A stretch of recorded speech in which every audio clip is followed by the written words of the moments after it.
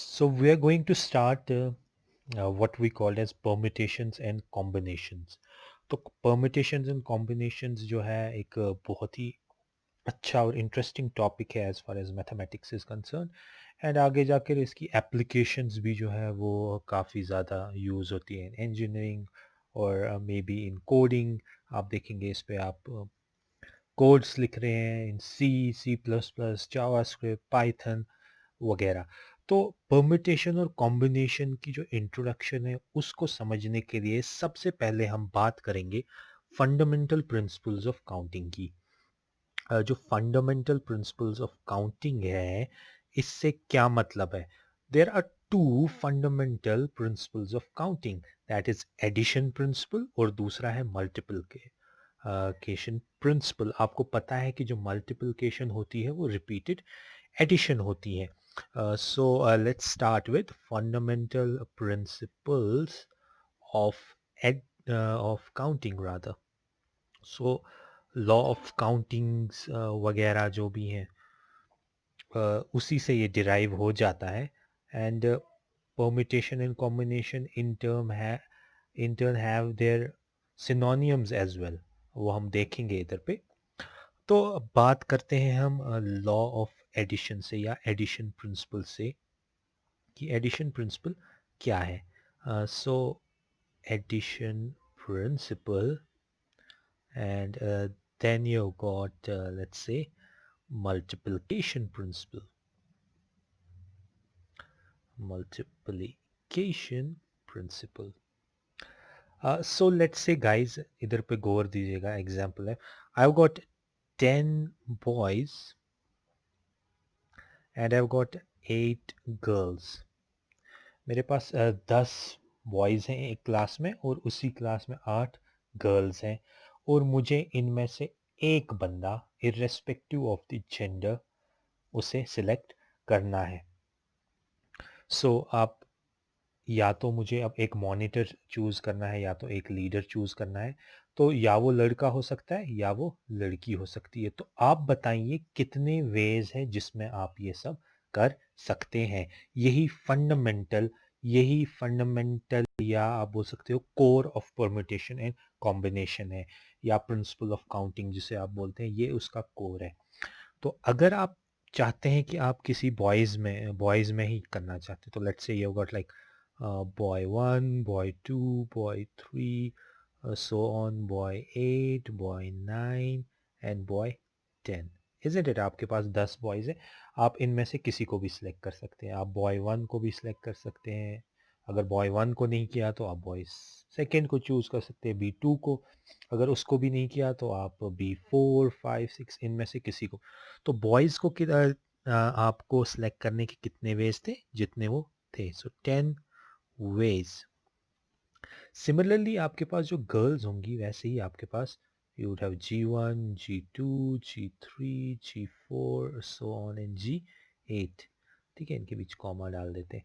तो अब आप देख रहे हैं कि गर्ल्स, अगर आपने G1 सेलेक्ट की तो आपको बाकी किसी में सेलेक्ट करने की ज़रूरत नहीं है और आपने बॉयज़ में भी कोई नेचुरली कोई सिलेक्ट नहीं किया होगा। सो अगर आपने G1 नहीं सिलेक्ट की, आपको गर्ल ही सिलेक्ट करनी है तो G2 आप कर सकते हो। चलो आपने G2 भी नहीं सिलेक्ट की तो आपके पास बाकी कोई भी है।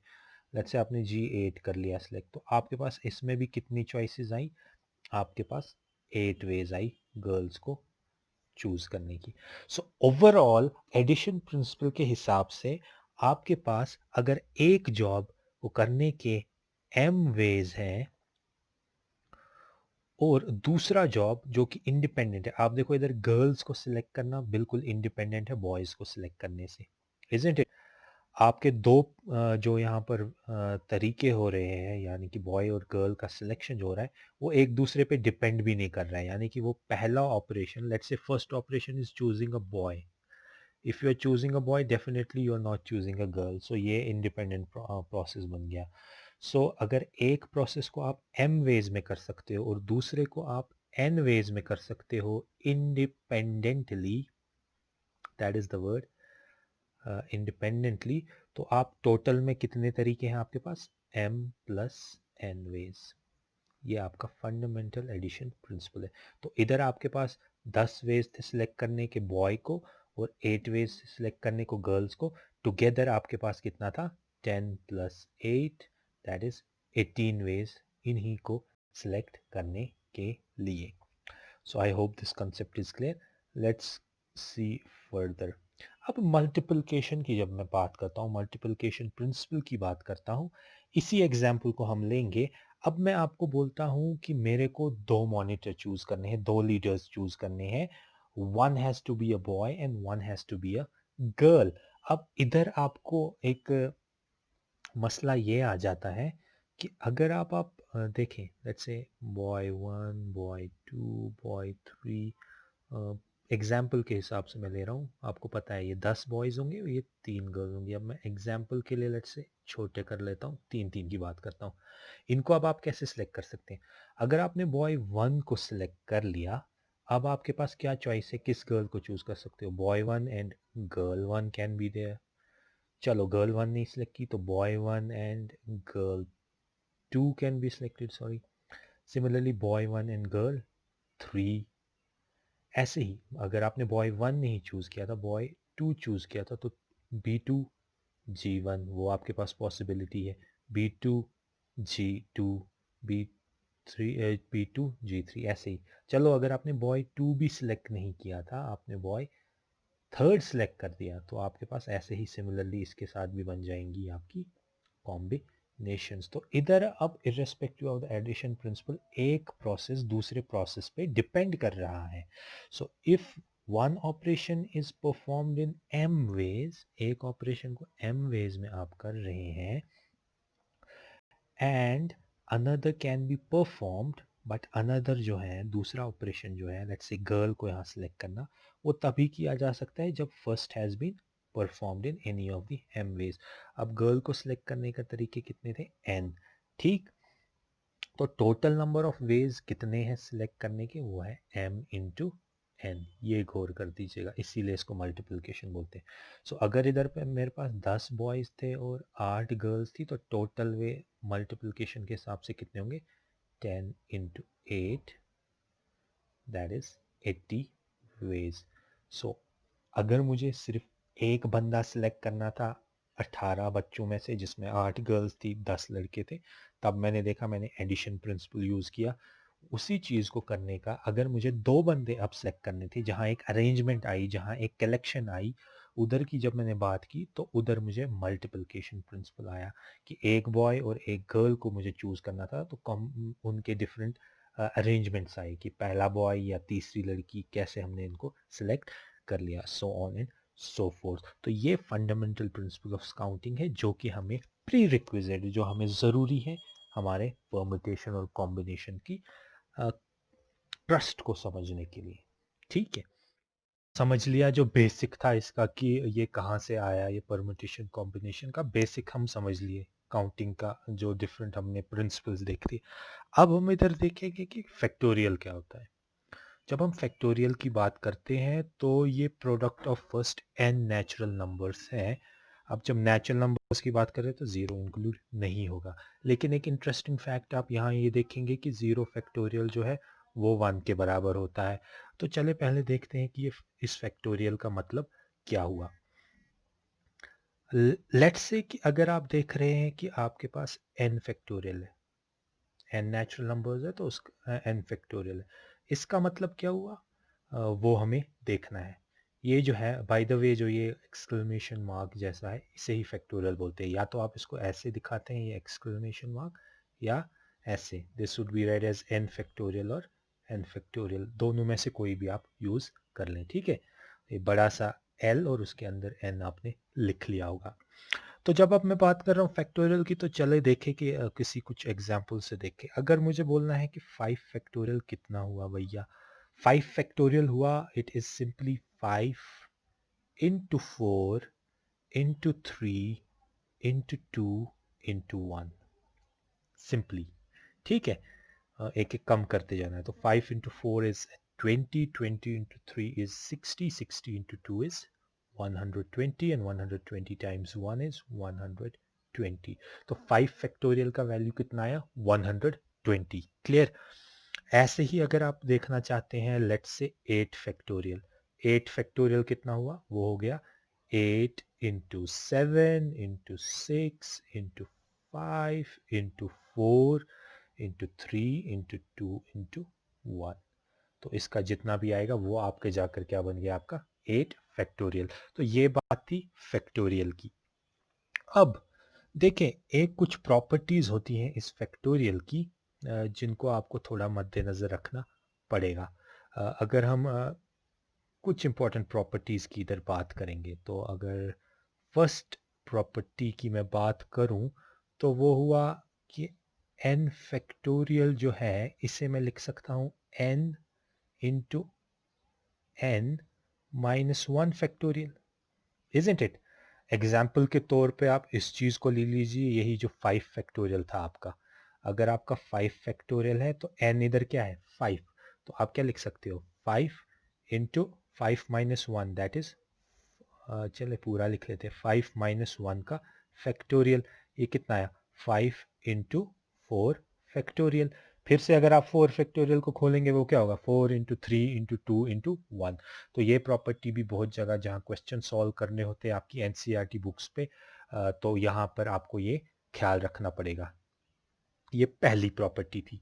और दूसरी प्रॉपर्टी, या हम बोल सकते हैं कि इसको कैसे खोलेंगे कि अगर हमारे पास 2n फैक्टोरियल है, 2n फैक्टोरियल है तो ये किसके बराबर होगा।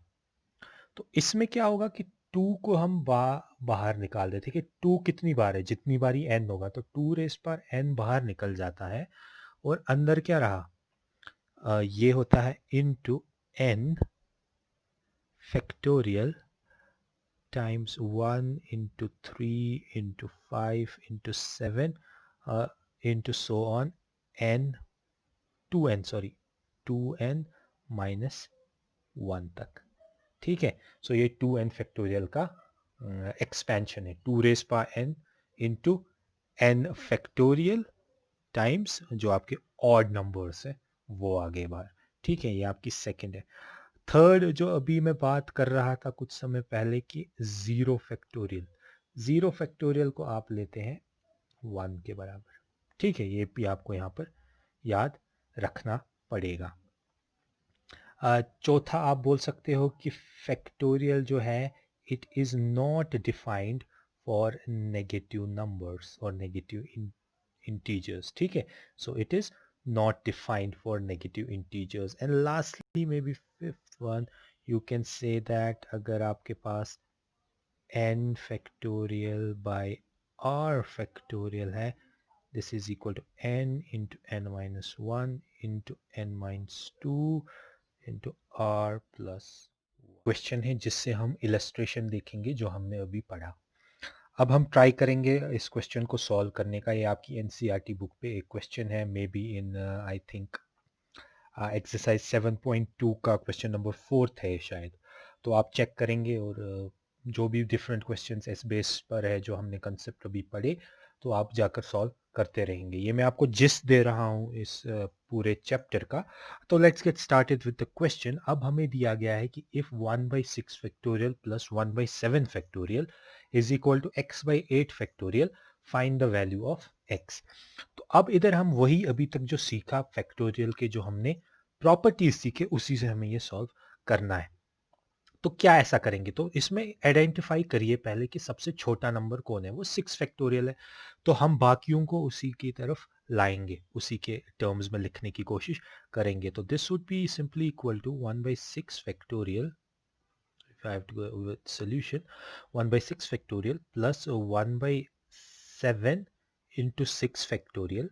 ठीक है, वही प्रॉपर्टी सेकेंड, मैंने इसकी प्रॉपर्टी यूज कर दी जो आपकी है वो सेकेंड या फर्स्ट मैंने जो दिखाई अभी, और x by 8 into 7 into 6 factorial. ठीक है, अब 1/6 फैक्टोरियल तो कॉमन निकल जाएगा, यहाँ पर 1/6 फैक्टोरियल कॉमन निकला, अंदर क्या रहा इसका 1, 1 प्लस 1/7।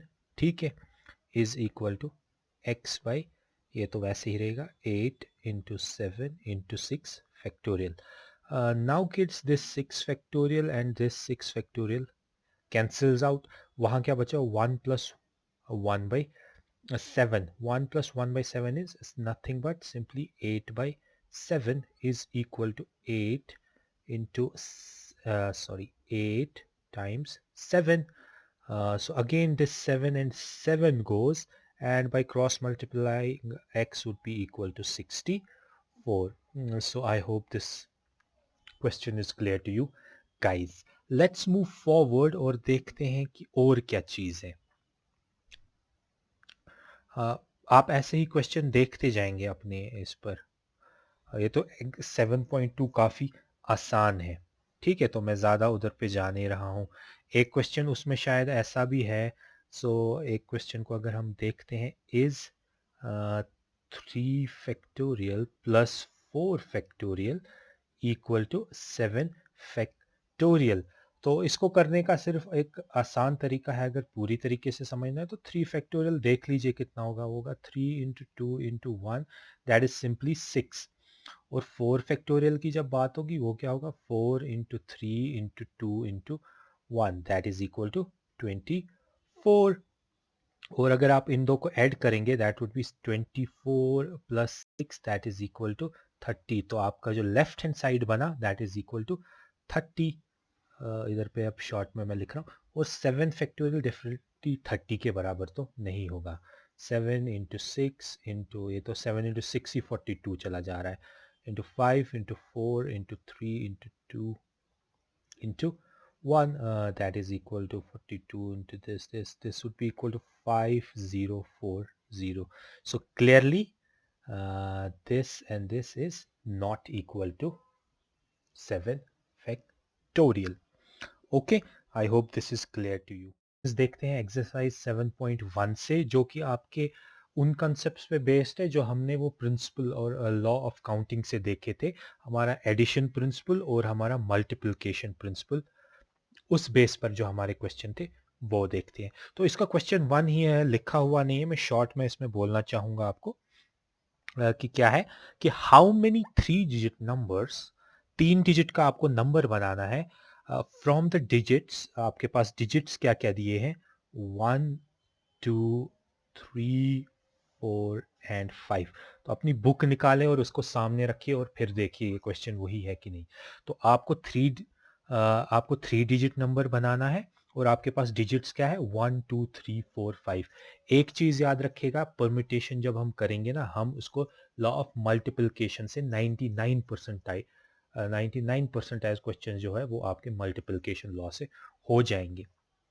थोड़े से है जहाँ पर आपको थोड़ा बहुत विटी होना पड़ता है और आपका एडिशन लॉ यूज होता है. गौर से देखेगा इस क्वेश्चन को कि किस तरीके से मैं इस क्वेश्चन को सॉल्व करता हूँ. तो 3 डिजिट नंबर बनाना है. मेरे पास डिजिट्स क्या है, 1 2 3 4 5.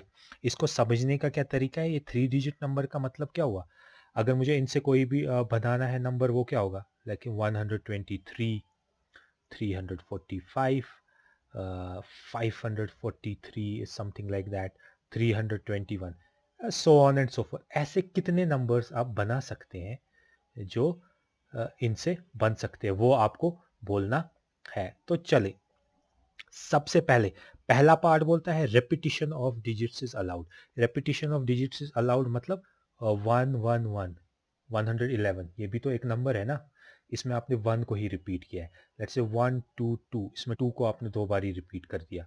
3 4 4, इसमें भी आपने 4 को 2 बार ही रिपीट किया. तो ये हो गया रेपिटिशन इज अलाउड. तो पहला पार्ट बोल रहा है रेपिटिशन इज अलाउड, तो उसमें आप क्या करेंगे, तो पहले जितने प्लेसेस आपको बोला गया है, this would be ones place, this would be tens place, and this would be hundreds place, isn't it? Ones, tens, hundreds. अब देखें,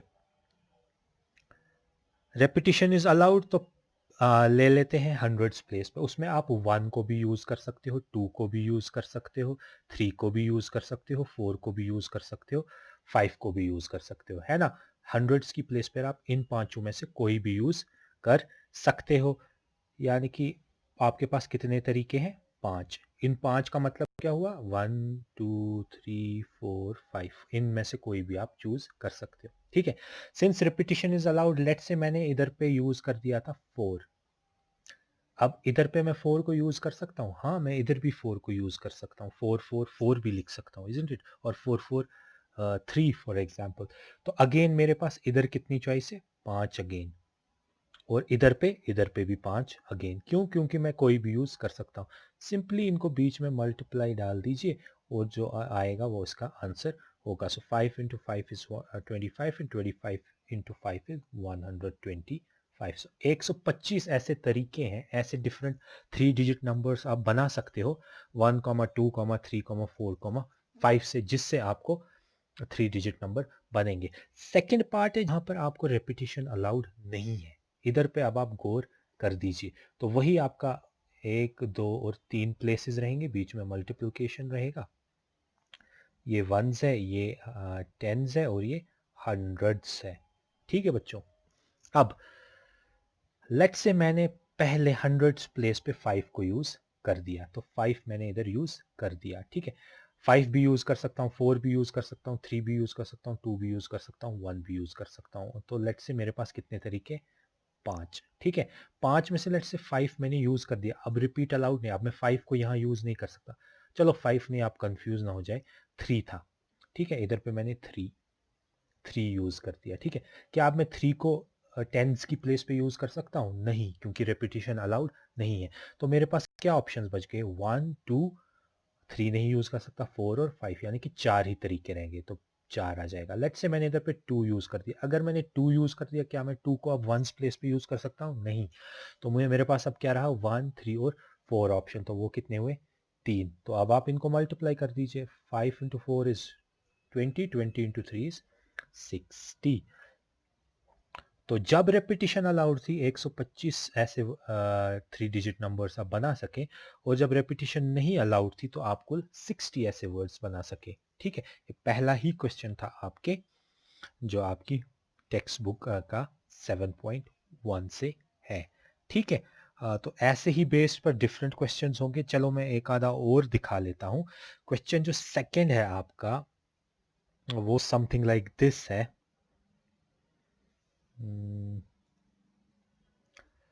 let's say how many 3 digit even numbers. अब आपको क्वेश्चन में क्या है? 3 डिजिट बनाना है, तो वो चीज पहले आई। क्या बनाना है? इवन नंबर होना चाहिए। एक तो अब इवन नंबर होना चाहिए, और डिजिट्स आपके पास क्या है? 1, 2, 3, 4, 5 and 6 if digits can be repeated, यानी कि रिपीट अलाउड है। ठीक है, ये आपका क्वेश्चन है। So how many 3 digit even numbers can be made from the digits 1, 2, 3, 4, 5 and 6 when repetition is allowed. तो 3 डिजिट नंबर बनाना है तो 3 प्लेसेस आ जाएंगी। ठीक है, 3 प्लेसेस, 99% टाइम्स आपका मल्टीप्लिकेशन लॉ ही यूज होगा। ठीक है, सो ये वंस प्लेस हो गई, ये टेंस प्लेस हो गई, और ये हंड्रेड्स प्लेस हो गई। एक गौर करिएगा कि जैसे कि इवन नंबर क्या होगा जो 2 से डिवाइड होगा? जैसे 32, 38, 40, और क्या है, और भी बोल सकते हैं 44। तो आप देख रहे हैं ये इसके वंस प्लेस जो है, ये 280, ये इवन नंबर होना चाहिए, तब जाकर आपका एक इवन नंबर बनता है। यानी कि आपके वंस प्लेस पर हमेशा एक इवन नंबर होना चाहिए, या वो नंबर होना चाहिए जो 2 से डिवाइड होता होगा, वो जाकर आपका इवन नंबर बनाता है। तो अब ये कंडीशनल एक अरेंजमेंट आ गई। तो क्या करेंगे आप? तो सबसे पहले, अब इसमें मैं 100 से शुरू नहीं करूंगा, क्योंकि मुझे कंडीशन है कि मुझे देखना है कि ये इवन नंबर है। ठीक है, अब जब मुझे वो चीज़ देखना है तो मुझे उसको देखना है कि मैं उसको कैसे फुलफिल कर सकूं कि ये इवन नंबर है। और वो कैसे करूंगा? कि जब मेरे वंस पर या तो इन नंबर्स में से 2 होगा, या तो 4 होगा, या तो 6 होगा। 8 भी हो सकता है, 0 भी हो सकता है, लेकिन वो इधर हमें गिवन नहीं है। तो इस वंस के प्लेस को मैं सिर्फ और सिर्फ किससे फिल कर सकता हूँ? या 2, या 4, या 6 से। तो मेरे पास कितने तरीके आए? 1, 2, 1, 2, 3। सो वंस को प्लेस को फिल करने के लिए मेरे पास कितने तरीके आए? 3 तरीके। ठीक है, अब रेपिटेशन अलाउड है। लेट्स से कि मैंने इनमें से 2 यूज कर दिया था, तो क्या मैं 2 को यहाँ यूज़ कर सकता हूँ? हाँ, मैं 2 को यहाँ भी यूज़ कर सकता हूँ। तो मेरे पास कितने तरीके हैं टेंस को फिल करने के? 1 2 3 4 5 6 6 इज़न्ट इट? वैसे ही मैं यहाँ और रिपीट कर सकता हूँ, यहाँ भी मेरे को 6 तरीके आ गए। तो टोटल कितना हुआ? 6 into 6 is 36, 36 into 3 is 108. So I hope this concept is clear to you और ये क्वेश्चन भी आपको क्लियर हुआ। ठीक है, तो ऐसे ही डिफरेंट क्वेश्चंस को देखते जाइए और समझिए कि कैसे क्या करना है। लेट्स से एक और क्वेश्चन अगर देखना हो, क्वेश्चन नंबर 5 की मैं बात कर रहा हूँ। अ कॉइन इज टॉस्ड 3 टाइम्स। तो मेरे पास क्या है, एक कॉइन है, इसको टॉस किया गया है कितनी बारी? 3 times and the outcomes are recorded. तो जो भी आया इसका रिकॉर्ड करके हमने किया। How many possible outcomes are there? Possible outcomes कितनी हैं? तो कितना आप इसको देख सकते हो, कितना मुश्किल होगा ये। देखिए, जब आप कॉइन को एक बारी टॉस कर रहे हैं, once you are just tossing a coin, flipping a coin, आपके पास क्या आ सकता है? हेड और टेल। कितनी पॉसिबिलिटीज है? 2, इजंट इट? या हेड या टेल। तो पॉसिबल आउटकम्स कितने आए? 2, जब एक बारी किया। तो जब कितनी, अब देखो इसको परम्यूटेशन से कैसे करें। ऐसे तो जबानी हो गया कि एक बारी आपने किया तो 2 आया, 2 बारी करोगे तो 4 आ गया, 3 बारी कर लिया तो 8 है। अब इसको इसी ये जो आपका ये लॉ ऑफ मल्टीप्लिकेशन है, इसको कैसे करेंगे? बीच में वही, सो लेट्स से ये फर्स्ट टाइम आपने जब टॉस किया, ये सेकंड टाइम जब आपने टॉस किया, और ये थर्ड टाइम जब आपने इसको टॉस किया। सो जब आपने फर्स्ट टाइम देखा तो क्या पॉसिबल आउटकम्स थी? पॉसिबल आउटकम्स थी 2। Again second times, again the possible outcomes were 2, head or tail. And third time also possible outcomes were 2. And in all the possible outcomes are 8. ठीक है, I hope this concept is clear to you. तो ऐसे ही इसमें 6 question है, 3 मैंने दिखा दिए, बाकी आप करिए और do mention in the comment कि अगर आपको कोई क्वेश्चन नहीं आया। कि फैक्टोरियल क्या होता है, फंडामेंटल प्रिंसिपल्स ऑफ काउंटिंग क्या है, एडिशन प्रिंसिपल, मल्टीप्लिकेशन प्रिंसिपल, उससे हम फेमिलियर हो गए। अब हम आते हैं अपने परमिटेशन पे कि परमिटेशन क्या होता है। सिंपली अगर मुझे डिफाइन करना होगा परमिटेशन को, तो एक इसका सिनोनियम आप याद रखिए, it is nothing but arrangements. जब भी आप किसी चीज को अरेंज करते हैं ना, तो आप किस चीज का ख्याल रखते हैं? उसके ऑर्डर का। ठीक है, तो जब अरेंजमेंट की बात होगी तब ऑर्डर की भी बात होगी। ठीक है, लेट्स से अगर मैं असेंडिंग ऑर्डर में जा रहा हूं, तो 1 2 3 4 ये एक ऑर्डर बन गया। ठीक है, मैं असेंड हो रहा हूं, मैं ऊपर चल रहा हूं। 1 4 3 2 ये तो एक हैफेजर्ड मैनर में एक डेटा दिया गया है, ये एक ना असेंडिंग में है ना रिसेंडिंग में है। ठीक है, तो ऑर्डर को कंसिडर किया जाता है। अब इससे क्या मतलब है? So permutation of things means the arrangement of things. ठीक है, जो अरेंजमेंट है वो तब यूज होता है जब उसका ऑर्डर होता होगा। लेट्स से कि अगर आप के 3 सब्जेक्ट्स हैं, हम बात करते हैं 3 सब्जेक्ट्स की, आपकी फिजिक्स, केमिस्ट्री और मैथ्स की। तो आपका इसका एग्ज़ाम चल रहा है। ठीक है, तो आपके पास ऑप्शन है कि आप तीनों पेपर, आपको तीनों पेपर पहले अटेम्प्ट करनी है, लेकिन फिर आपके पास ऑप्शन अपना है, अपने हिसाब से, कि आप कौन सा पेपर पहला करना चाहते हो, कौन सा दूसरा करना चाहते हो और कौन सा वाला लास्ट पे करना चाहते हो। तो सबसे पहले आप देख रहे हो कि आपने फिजिक्स पहले कर लिया और फिर केमिस्ट्री कर लिया और फिर मैथ्स कर लिया। या इसको आपके पास चॉइस जो थी उसको इस तरीके से भी आप कर सकते थे कि पहले आपने फिजिक्स कर दिया, फिर मैथ कर दिया और फिर लास्ट में आपने केमिस्ट्री कर दिया। एक तरीका ये था। या फिर आपने पहले ही केमिस्ट्री कर दिया, फिर फिजिक्स कर लिया और फिर मैथ कर लिया। या फिर जिनको केमिस्ट्री पसंद है उन्होंने पहले केमिस्ट्री कर लिया, फिर मैथ किया और फिर एंड पे फिजिक्स कर दिया।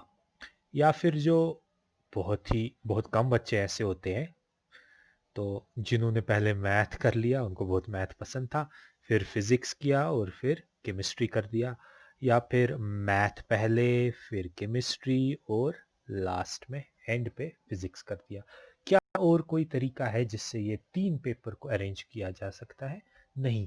तो ये आप देख लीजिए, आपके पास कितने पेपर्स थे? आपके पास 3 पेपर्स थे, आपको करने तीनों थे, यानी कि आपको तीनों को अरेंज करना था। तो गिवन आपके पास 3 थे और आपको अरेंज कितने करने थे? अरेंज आपको तीनों करने थे। इस अरेंजमेंट को जहाँ पर फिजिक्स पहले होगा या केमिस्ट्री पहले होगा या मैथ पहले होगा, और उनकी पोजीशंस देखिए, आप फिजिक्स यहाँ पर पहला है, इस केस में फिजिक्स पहला है और इधर पे लास्ट पे है, तो उसकी अरेंजमेंट, उसका ऑर्डर डिफरेंट है। तो इस ऑर्डर को जब आप कंसिडर करते हो, इस ऑर्डर को, इस अरेंजमेंट को हम बोलते हैं परम्यूटेशन। ठीक है, चलो इसे थोड़ा और चटपटा बनाने के लिए मैं बोलता हूं कि आपको यही 3 पेपर दिए गए हैं, लेकिन आपके पास सिर्फ मैं एक चॉइस देता हूं कि आप 2 ही पेपर कर लें। ठीक है, आपको चॉइस है कि आप 2 ही पेपर कर लें, तो उस हिसाब से आप क्या करेंगे? कोई फिजिक्स करेगा और केमिस्ट्री करेगा, है ना? मैथ तो कोई करेगा नहीं, ये तो हमें पता है। तो फिजिक्स पहला कर लिया, केमिस्ट्री दूसरा कर लिया। रिमेंबर, आपके पास पीसीएम था, आपके पास 3 चॉइस थी, इनमें से कोई भी आपको 2 करने हैं। तो पहले फिजिक्स फिर केमिस्ट्री, या पहले केमिस्ट्री फिर फिजिक्स, इजंट इट? कोई ऐसा भी करेगा। या कोई बंदा क्या कर सकता है कि फिजिक्स करेगा और मैथ्स करेगा, या फिर मैथ्स करेगा और फिजिक्स करेगा, उसको केमिस्ट्री मेरी तरह बहुत वीक थी। या कोई केमिस्ट्री करेगा और मैथ्स करेगा, या मैथ्स करेगा या केमिस्ट्री करेगा। तो इन सब अरेंजमेंट्स को हम बोल रहे हैं, ये है परम्यूटेशंस। ठीक है, इन सब अरेंजमेंट्स को हम परम्यूटेशंस बोलते हैं। इधर भी आप देखो, आपके पास चॉइस कितनी थी? 3 चॉइस थी, लेकिन आपको अरेंज कितने करने थे? 2 अरेंज करने थे। ठीक है, तो उसमें भी फिजिक्स पहले आए या बाद में आए, मैथ्स पहले आए या बाद में आए, इन सब को हम अरेंजमेंट बोलते हैं, जिसमें हम ऑर्डर चेक करते हैं। इसे हम बोलते हैं permutation. So I hope this concept is clear to you guys. तो इसको फिर से ध्यान में देखिए कि इसका मतलब क्या है। क्या बच्चों की एग्जैक्टली परम्यूटेशन होता क्या है? Let's go further and see if there is any kind of important results that are associated with our permutation. तो देखिए, जब हमने ये 3 पेपर थे हमारे पास और हमें तीनों अटेम्प्ट करने थे, तो हमने देखे उसके डिफरेंट ऑर्डर्स कुछ ऐसे थे। कितने टोटल में ऑर्डर्स थे, कितने नंबर ऑफ वेज थे हमें 3 पेपर अटेम्प्ट करने के लिए? फिजिक्स, केमिस्ट्री, मैथ्स हमारे पास थे, दिस इज 1 2 3 4 5 एंड 6। तो हमने देखा, ये तो हमने खुद से किया विद आर एनालिटिकल कैपेबिलिटी, कि हमने देखा कि 6 ऐसे पॉसिबिलिटीज है। लेकिन अगर नंबर बहुत बड़ा होगा, let's say how many ways are there to arrange 100 objects taking 93 at a time, तब क्या आप करेंगे? तब तो आप अरेंजमेंट लिखने तो नहीं बैठेंगे ना। तो मीन्स इधर पे इसके लिए कोई ना कोई एक फॉर्मूला, कोई ना कोई इंपॉर्टेंट रिजल्ट्स होंगे जो हमें यहाँ पे डिराइव करने हैं। तो क्या है, जब भी विदाउट रेपिटिशन होता है, तो हम देखते हैं कि परम्यूटेशन का तो क्या है, हम बात करते हैं विदाउट रेपिटिशन की, कि इनमें जो सारे हैं वो रिपीट नहीं होंगे। So without repetition, so the number of permutations, गौर करिएगा कि मैं क्या कह रहा हूं, the number of permutations of n different things, n different, ये सब अलग होने चाहिए। एन डिफरेंट ऑब्जेक्ट्स, थिंग्स जो भी होंगे, टेकन और एट अ टाइम। एन थे, 3 सब्जेक्ट्स थे, तीनों करने थे, तो एन भी 3, आर भी 3। 3 सब्जेक्ट्स थे दूसरी एग्जाम्पल में, सिर्फ 2 करने थे, N3 R2। ठीक है, सो the number of permutations of n different things taking R at a time, इसको हम डिनोट कैसे करते हैं बच्चे? ऐसे, P लिख लिया मतलब परम्यूटेशन, N ऊपर लिख लिया मींस N थिंग्स, कितने लेने हैं एट अ टाइम?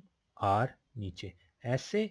या आप सीधे लिखते हैं परम्यूटेशन N, R। इसको आप रीड कैसे करते हो?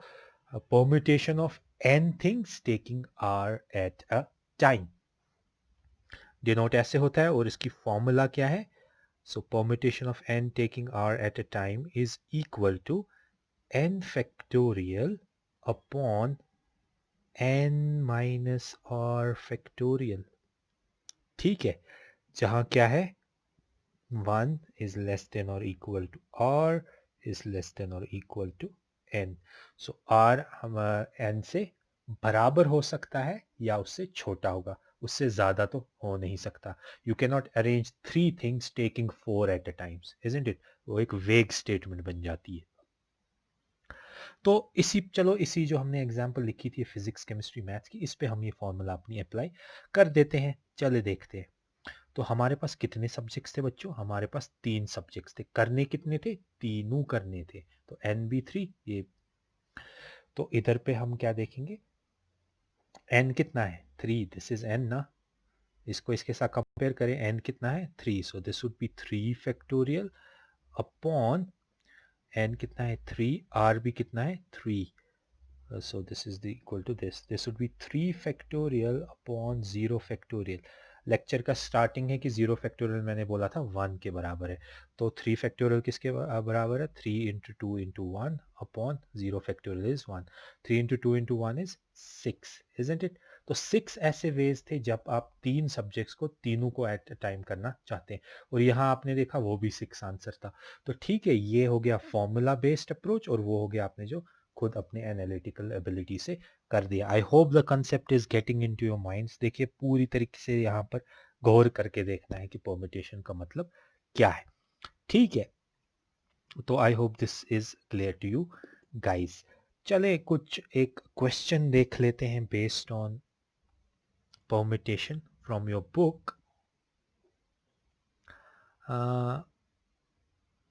पहले हम स्टेटमेंट बेस्ड नहीं, थोड़े बहुत इजी टाइप क्वेश्चंस करने चाहेंगे. क्वेश्चन नंबर 6 जो है आपका एक्सरसाइज 7.3 का 6th क्वेश्चन मैं बता रहा हूँ यहाँ पर. फाइंड n, आपको n करना है find if you are given with what? Permutation of n minus 1 things taking 3 at a time is two, ratio दिया गया है. Permutation of n taking 4 at a time, ये दिया गया है बच्चों 1:9. तो आपको n का वैल्यू फाइंड करना है. तो कैसे करेंगे? वैसे ही रेशियो दिया है तो रेशियो को हम कैसे लिखते हैं? अगर a इज टू बी दिया है आपको, लेट्स से 1:9, तो इसका मतलब क्या है? a upon b is equal to 1/9. ये तो बेसिक है, ये तो पता ही है सबको. तो just to make it easier for you to understand, तो यहाँ पे क्या मतलब होगा? Permutation of n minus 1 taken 3 at a time upon permutation of n taking 4 at a time is equal to 1/9. ठीक है गाइस. सो अब परम्यूटेशन है तो इसकी फॉर्मूला लगा लेते हैं. तो क्या आएगा वो? This would B n minus 1 का फैक्टोरियल. ध्यान है अपनी एनालिटिकल एबिलिटी है तो उससे आसानी से हो जाता है. n minus 1 minus 3, isn't it? n minus r होता है अपॉन परम्यूटेशन, वो क्या होगा? n factorial upon n minus 4 factorial. ठीक है, ये किसके बराबर होगा बच्चों? 1/9. ठीक है, क्लियर दिस थिंग. अब n माइनस 1 इधर पे लिख लेते हैं. चलें विद अ डिफरेंट कलर. तो अब n माइनस 1 को आप कैसे लिख सकते हैं? कुछ गौर करके बताएं. या चलें उसको ऐसे ही लिखते हैं. n माइनस 1 का फैक्टोरियल ऐसे ही रहा. नीचे क्या आ जाएगा? n माइनस 1 माइनस 3, वो तो बन गया n माइनस 4 फैक्टोरियल. फिर और ये टाइम्स बन जाएगा, ये तो ऊपर चढ़ जाएगा ना, ये n माइनस 4 ये ऊपर चढ़ जाएगा.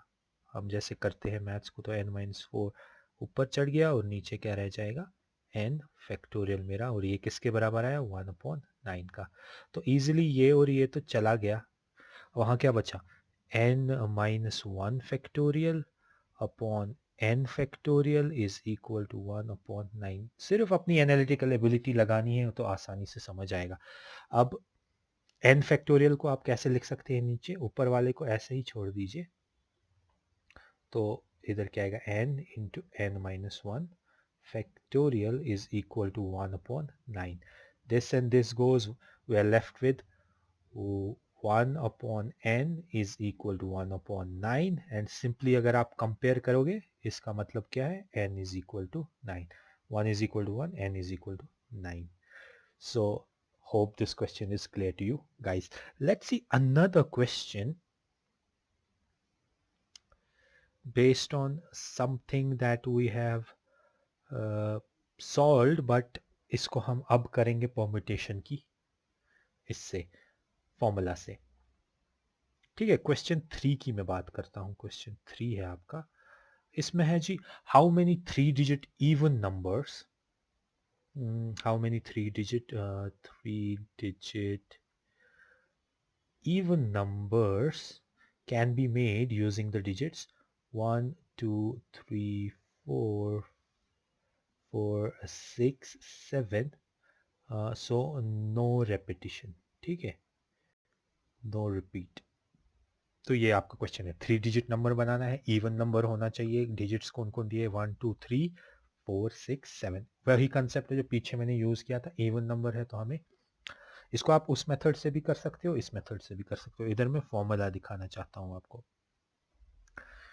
ठीक है, तो अब आप देखें कुछ बहुत इंपॉर्टेंट चीज़ है।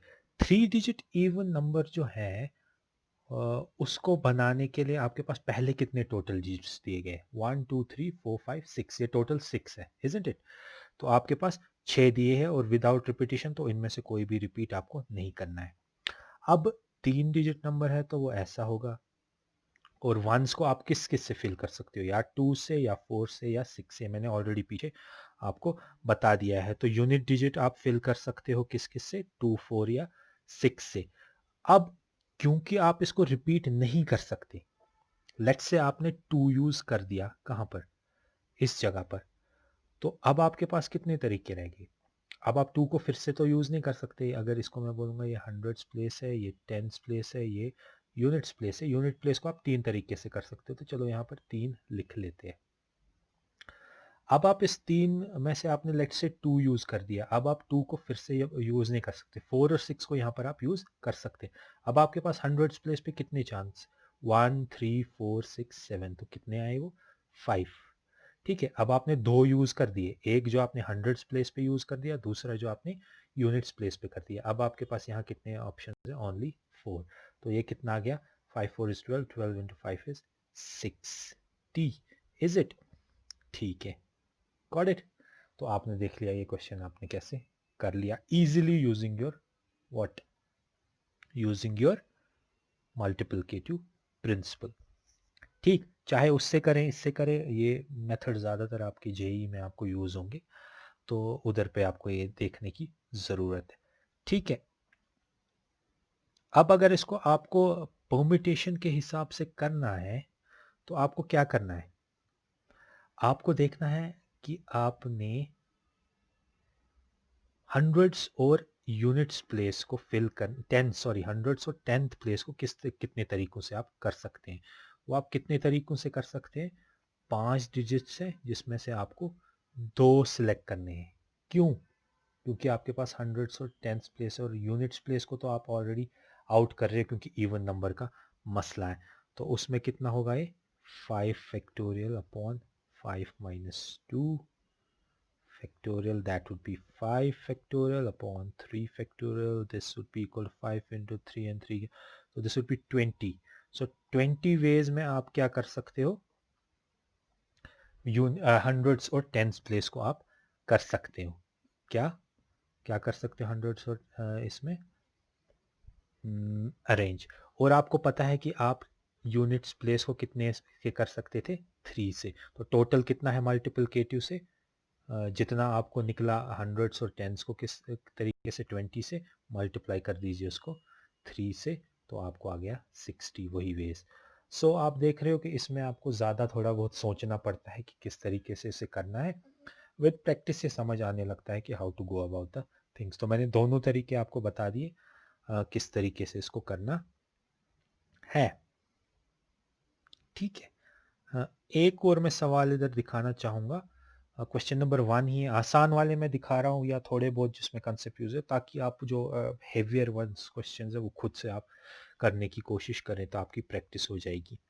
तो डू मुझे कमेंट में फिर से मैं बोल रहा हूँ बताइएगा कि कौन सी एक्सरसाइज मेंशन करेगा और क्वेश्चन नंबर मेंशन करेगा, तो मैं उसके एक वीडियो बनाकर आपको वो क्वेश्चन सॉल्व करके दे दूंगा। सो अगर क्वेश्चन नंबर 1 की बात करूँ मैं, तो how many 3 digit numbers can be form by using digits 1 to 9।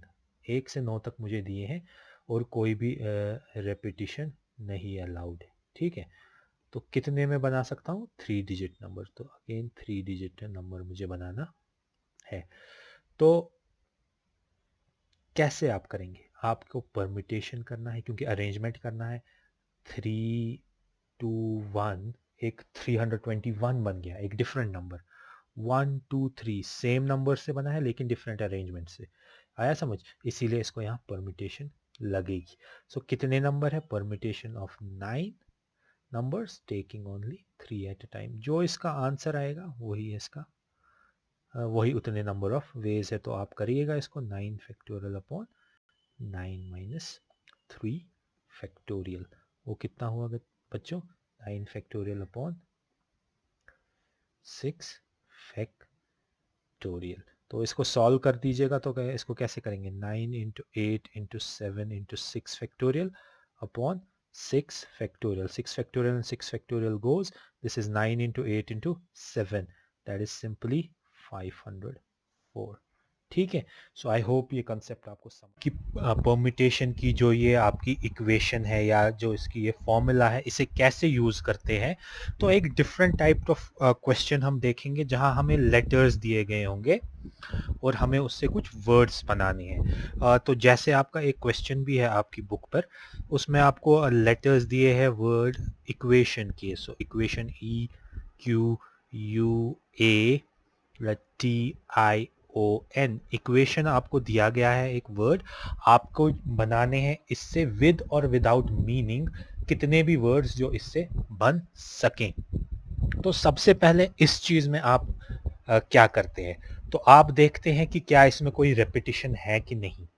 तो आप देख रहे हो EQUATION, हर एक एक दूसरे से अलग है, तो सब के सब जो है वो डिस्टिंक्ट है, सब के सब है जो अलग है। तो फिर दूसरी चीज आप इसमें ये करते हैं कि आप गिनते हैं कि ये कितने अलग अलग अल्फाबेट्स है। तो E1 2 3 4 5 6 7 एंड 8, तो आपको 8 डिफरेंट जगहें हैं। तो आप क्या करेंगे, आप 8 डिफरेंट जगह बनाते जाइए। तो वैसे ही 1 2 3 4 5 6 7 और 8, बीच में मल्टीप्लिकेशन। ठीक है, और फिर आप देखते जाइए कि क्या कर सकते हैं। तो इसमें आपको लिखा गया होगा विद रेपिटिशन अलाउड है कि नहीं अलाउड है। एज डिफॉल्ट रेपिटिशन अलाउड नहीं होता है। तो इसमें अगर मैं पहला प्लेस देखूं, जो मेरी फर्स्ट प्लेस है, ये चीज़ यहाँ पर, मैं इसमें इन EQUATION में से कोई भी अपनी मर्जी से यूज़ कर सकता हूँ। तो लेट्स से अगर मैंने A यूज़ कर दिया, तो यहाँ पर मेरे पास कितने ऑप्शंस थे, 8। इन 8 में से मैं कोई भी यूज़ कर सकता था। ऐसे ही अब अगर मैंने A यूज़ कर दिया, I can not actually use A here now. अब मेरे पास कितने ऑप्शंस रहे, 1 2 3 4 5 6 एंड 7, तो यहाँ पर क्या आ जाएगा, 7। ऐसे ही लेट्स से मैंने O यूज़ कर दिया था, तो अब कितने बचे, तो अब 6 बच गए। ऐसे ही फिर 5 बच जाएंगे, फिर 4 बच जाएंगे, फिर 3 2 और 1। अगर आप गौर करेंगे, 8 into 7 into 6 into 5 into 4 into 3 into 1 is nothing but 8 factorial. So जब आपके हर एक अल्फाबेट वर्ड में डिफरेंट होगा, तो आपको बोला जाएगा इससे कितने विद और विदाउट मीनिंग वर्ड्स बन सकते हैं। तो सिंपली उनको गिनिए और उसका फैक्टोरियल लगा दीजिए, वो आपका इसका आंसर होगा। जैसे यहाँ पर आप देख रहे हैं कि 8 फैक्टोरियल इसका आंसर आ गया। चलें, इसी क्वेश्चन को मैं थोड़ा ट्विस्ट कर देता हूं कि मैं बोलता हूं अब आप कितने वर्ड्स बना सकते हो इससे कि हमेशा जो आपका वर्ड बनेगा वो स्टार्ट होना चाहिए लेटर क्यू से। तो यानी कि क्यू से हमेशा शुरू होना चाहिए। तो ऐसे में इसमें भी आपको 8 प्लेसेस होंगी, 1 2 3 4 5 6 7 8। And one thing you have to remember, जो मैं अभी आपको यहाँ पर बोलूँगा, बीच में मल्टीप्लाई साइन। अब हमेशा आपका जो स्टार्ट हो रहा है लेटर या वर्ड रादर, वो क्यू से शुरू हो रहा है। तो इधर आप हमेशा और हमेशा क्या रखेंगे, क्यू। तो इसको फिल करने के कितने तरीके हैं, सिर्फ एक। वो कौन एक है, वो क्यू है आपका। I hope it's clear to you. ठीक है, क्यू तो अब यूज हो गया, अब आप फिर से उस क्यू को यूज नहीं कर सकते। तो अब इधर पे आपके पास कितने चांस, क्यू को छोड़कर बाकी सब, EUATION, दैट इज 7। और फिर दो यूज हो गए तो 6 5 4 3 2 एंड 1। तो इस तरीके से आप देख रहे हैं this is equal to 7 factorial. तो ऐसे भी क्वेश्चन आ सकता है। अब अगर आपको बोला जाएगा कि ऐसा कोई ये वर्ड बनाइए जो शुरू होता हो किससे, ई और क्यू से, ठीक है, ई और क्यू से, तब भी आपके पास वैसा ही तरीका है। आपको क्या करना है, 8 प्लेसेस है, 1 2 3 4 5 6 7 और 8, वही बीच में मल्टीप्लाई रहेगा इनके।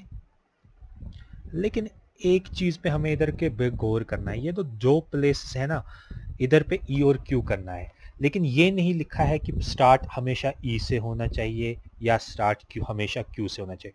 तो ई और क्यू को भी हमें क्या बोलते हैं, किस तरीके से हम इसको अरेंज कर सकते हैं, ई क्यू या क्यू ई से, यानी कि दो तरीके हैं। तो पहले दो को फिल करने में हमें 2 वेज आ गए, या ई क्यू या क्यू ई। फिर बाकी ये तो यूज हो गए इधर पहले दो, फिर यहाँ क्या आएगा, 6 5 4 3 2 and 1। So this is 2 into 6 factorial. तो ये इसका आंसर आ जाएगा। तो ऐसे कुछ भी बोला जा सकता है, आपको 3 वर्ड्स बोले जा सकते हैं, तो तब क्या होगा, 3 को अरेंज करने के कितने तरीके हैं, 3 को अरेंज करने के लिए taken 3 at a time, there are 6 ways। तो बाहर 6 आ जाएगा, 6 into 5 फैक्टोरियल उस केस में आ जाएगा। So I hope this concept is clear to you guys, जहां पर आपके हर एक जो आपका लेटर्स हैं वो डिफरेंट है, अल्फाबेट्स जो है वो डिफरेंट है, तो उसमें इस तरीके से किया जा सकता है। ठीक है, so I hope this is clear. अब दूसरा चीज है कि जहां पर आपका ये रिपीट होता होगा, लेट्स से आपके पास वर्ड है बैंकिंग, BANKING।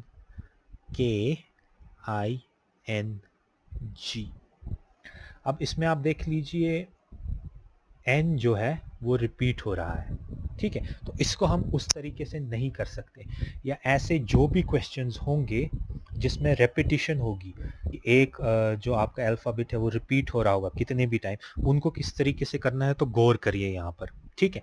तो सबसे पहले आप गिनिए कितने हैं आपके पूरे अल्फाबेट्स, 1 2 3 4 5 6 एंड 7। तो ठीक है, ऊपर आ जाएगा 7 फैक्टोरियल अपॉन, फिर नीचे। अब गिनिए कौन कौन सा जो आपका ये है अल्फाबेट वो रिपीट हो रहा है। इधर सिर्फ एन रिपीट हो रहा है, एन 2 बार ही रिपीट हो रहा है, ये एन यहाँ एक है और एक यहाँ पर है। तो एन रिपीट हो रहा है तो इसको डिवाइड करना पड़ेगा आपको 2 फैक्टोरियल से, ठीक है। जो आपका इधर पे आंसर आ जाएगा 7 factorial I guess is 5040 upon 2, that would be 2520। तो ये इसका आंसर आ जाएगा, ठीक है। I hope this is clear. Let's say एक और वर्ड मैं ले रहा हूं, let's say assassination, ASSASSINATION।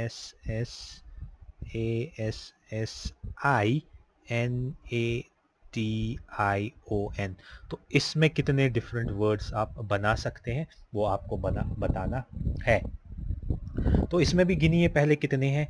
So 1 2 3 4 5 6 7 8 9 10 11 12 and 13। So these are 13। तो ऊपर कितना आएगा, 13 फैक्टोरियल अपॉन। अब देखिए कौन कौन कितनी बारी रिपीट होते जा रहा है। ए देखते हैं पहले, ए is 1 2 3 times, so a is getting repeated 3 times, तो डिवाइड में क्या आ जाएगा आपको 3 यहाँ पर पहले, ठीक है। फिर मल्टीप्लाई में s कितनी बारी 1 2 3 4, और कभी है s नहीं, तो इधर आ जाएगा 4 फैक्टोरियल s का। और कोई i हो रहा है 2 बारी यहाँ पर और यहाँ पर, तो i का आ जाएगा 2 factorial.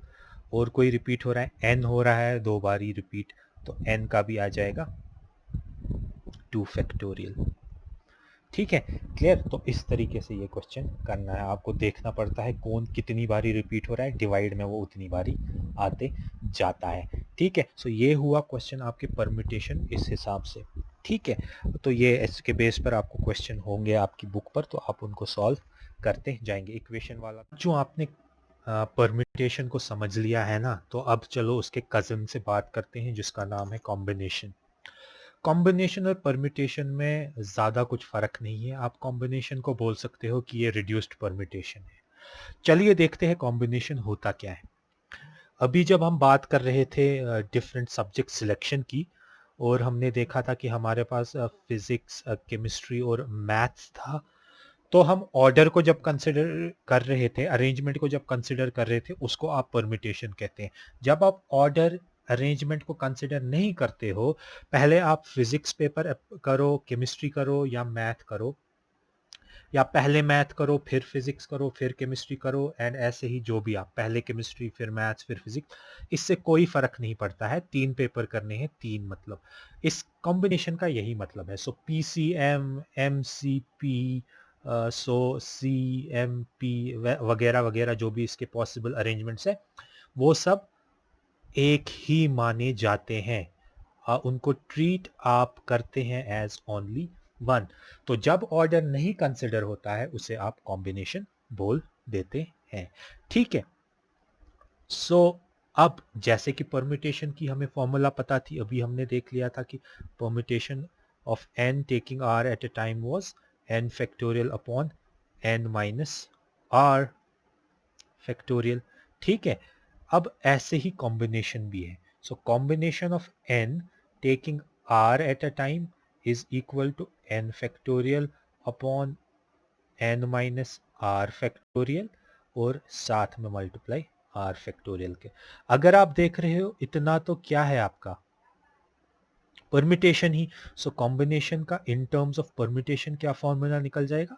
So combination of n taking r at a time is equal to permutation of n taking r at a time divided by r factorial। तो ये आपकी इसकी दो फॉर्मूलाज आ गई आपकी कॉम्बिनेशन की। ठीक है, जैसा कि आपने अभी earlier in the earlier part of the video you said that R permutation is equal to arrangement, similar kind of synonym for your combination would be selection। ठीक है, आप combination को selection भी बोलते हैं। ठीक है, so selection is other name for our combination। so combination अब आसान है क्योंकि ये सिमिलर टर्म्स है, सिमिलर काइंड ऑफ फॉर्मूला है जैसे आपका परम्यूटेशन था। तो इसमें ज़्यादा कुछ आपको उतना एक्साइटिंग या उतने कुछ न्यू कंसेप्ट्स में भी मिल जाए हायर ऑर्डर एडवांस इसमें। तो इधर पे जो मैं आपको शुरू करूंगा बिल्कुल बेसिक से करूंगा, तो इस क्वेश्चन को देखिए कि फॉर्मूला को अप्लाई कैसे करना है। देखिए, मुझे दिया गया है from a group of 15 students, तो मेरे पास 15 स्टूडेंट्स हैं, और you have to choose few 6 students। let's say we have to choose 6 students। 6 students को हमें सिलेक्ट करना है, 15 में से 6 स्टूडेंट्स को हमें सिलेक्ट करना है, और उनको हमें किसी कंपटीशन के लिए सिलेक्ट करना है। तो सिलेक्ट आ गया, वो क्या हुआ, selection is simply combination। so how many students I have got 15 students, I have to select how many, 6। this really doesn't use permutation. देखिए, इसमें कोई आपको स्टूडेंट्स बताए नहीं गए किस लड़के हैं लड़की कितने हैं। आप 15 स्टूडेंट्स हैं, कुछ भी हो सकते हैं, आपको उनमें से 6 सिलेक्ट करने हैं। तो आप फॉर्मूला लगा लीजिए, कॉम्बिनेशन की फॉर्मूला क्या है, n factorial upon n minus r factorial into r factorial. तो n इधर 15 है तो 15 factorial divided by 15 minus 6 factorial और फिर यहाँ पर 6 factorial. This is simply 15 factorial divided by 9 factorial into 6 factorial. अब तो रह गया इसको सॉल्व करने की बारी, तो आप इसको क्या करेंगे 15 into 14 into 13 into 12 into 11 into 10 into 9 factorial upon 9 factorial into 6 factorial। तो 9 factorial और 9 factorial चला गया। फिर इसे और सिंप्लीफाई कर दीजिए और जो भी आपका इसको आंसर आ जाएगा। So I hope how to use the formula is clear here. तो इसमें आपको सिलेक्ट करना पड़ता है, ठीक है। अब एक और चीज मैं यहाँ दिखाना चाहता हूँ, in how many veg can a group of 5 men, question दूसरा है, in how many veg can a group, एक ग्रुप हमें बनाना है, तो हमारा जो ग्रुप है उसमें 5 men होने चाहिए एंड बीच में एंड है 2 वुमेन, ठीक है। Be made out of a total, so given कितने हैं, given is 7 men and 3 women. तो हमें ग्रुप बनाना है 5 men का, एंड बीच में एंड है या और भी हो सकता है, ठीक है।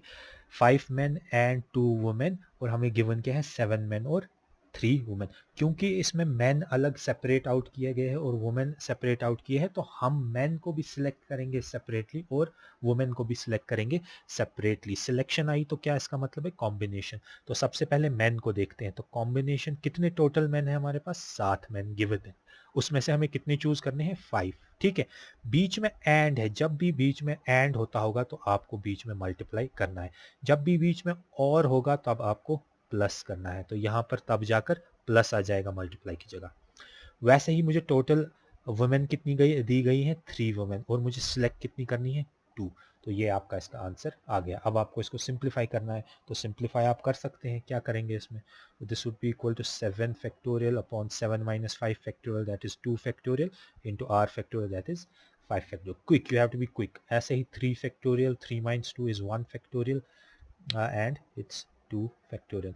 तो फिर इसके बाद इसको सिंप्लीफाई कर दीजिए और कुछ भी आंसर आएगा। Check if it's like 63. So there are 60 ways, 63 possible ways in which you can actually select 5 men and 2 women from a given of 7 men and 3 women. अब कुछ और क्वेश्चन देखते हैं एक्सरसाइज 7.4 से, जो कि कॉम्बिनेशन के बेस्ड होंगे। चलो क्वेश्चन नंबर 1 की ही बात कर लेते हैं। तो चलो एक्सरसाइज 7.4 क्वेश्चन 1 की बात करते हैं। तो ये बोल रहा है कि if n taking 8 at a time is equal to combination of n taking 2 at a time, तो find आपको NC2, ठीक है। देखिए एक चीज इधर पे आप ध्यान रखिए, एक इंपॉर्टेंट रिजल्ट में यहाँ पर आपको दिखाना चाहता हूँ। देखिए let's say combination of 5 taking 2 eight a time, ये देख लेते हैं किसके बराबर है। This is equal to 5 factorial divided by 5 minus 2 that is 3 factorial divided by r factorial that is 2 factorial, ठीक है। इतना आपको समझ आ गया, पीछे सिंपल जो कॉम्बिनेशन की फॉर्मूला है मैंने वो यूज की इधर पे। अब देखते हैं, चलो इधर 5 था, इधर 2 था, 5 माइनस 2 कितना हुआ 3।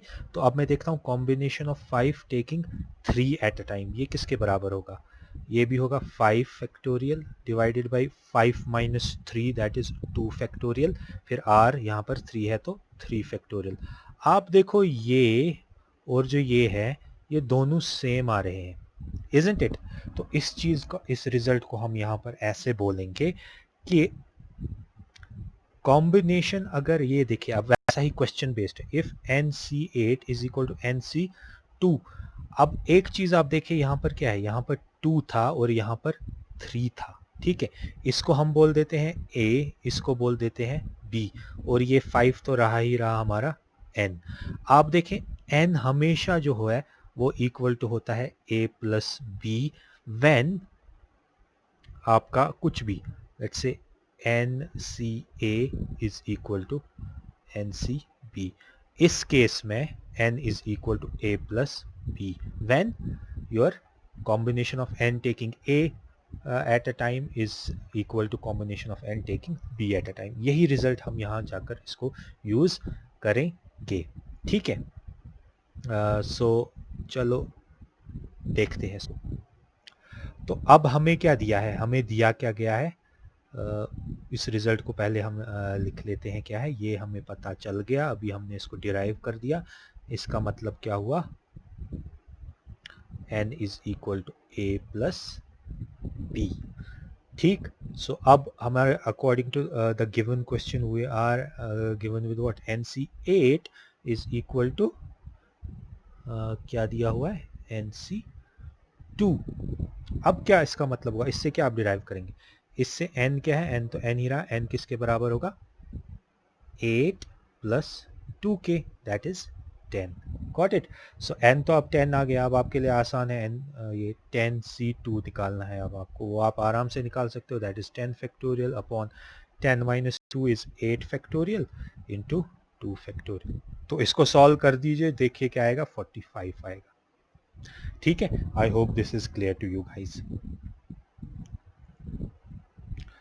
अब सेकंड क्वेश्चन भी इसी बेस पर है, वो रेशियो बेस्ड है. जैसे परम्यूटेशन में मैंने दिखाया था वो क्वेश्चन, वैसे ही उसको भी आप करेंगे, रेशियो फॉर्म में लिखकर लगाएंगे.